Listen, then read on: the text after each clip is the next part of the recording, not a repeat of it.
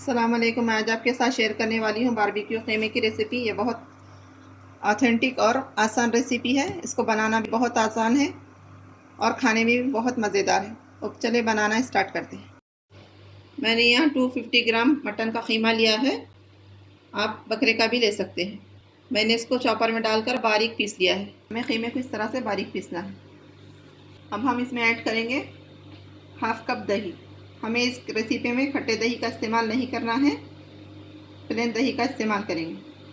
اب ہم اس میں ایڈ کریں گے مسالے. ½ ٹی اسپون لال مرچ, ½ ٹی اسپون زیرے کا پاؤڈر, ½ ٹی اسپون نمک, 1 ٹیبل اسپون کشمیری لال مرچ, 1 ٹی اسپون دھنیا کا پاؤڈر, 1 ٹی اسپون کٹی ہوئی لال مرچ. اب ہم ان مسالوں کو قیمے میں ایڈ کر دیں گے. اب ہم اس میں ایڈ کریں گے 1 ٹیبل اسپون ادرک لہسن کا پیسٹ. آپ نمک اور مرچ اپنے ٹیسٹ کے حساب سے ڈال لیجئے. ان مسالوں کو قیمے کے ساتھ اچھی طرح سے مکس کر لیں گے.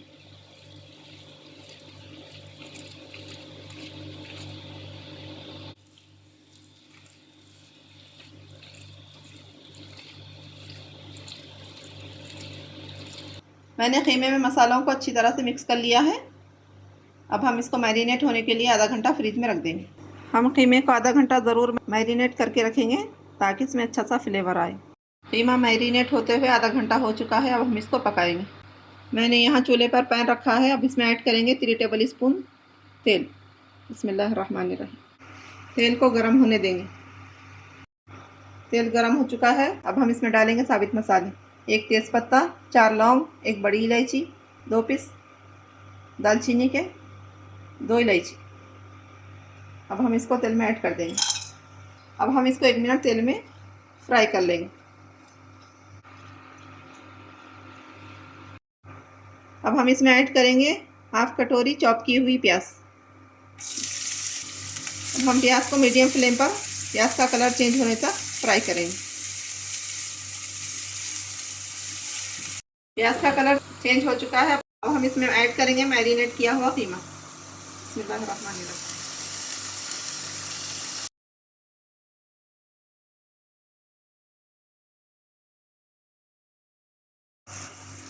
ہم قیمے کو میڈیم فلیم پر قیمے کا پانی چھوٹنے تک چمچہ چلاتے ہوئے پکائیں گے.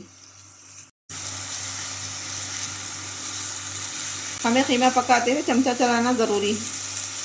یہاں قیمے نے اپنا پانی چھوڑ دیا ہے. اب ہم کور کر کے 6 سے 7 minute medium to love flame پر پکائیں گے.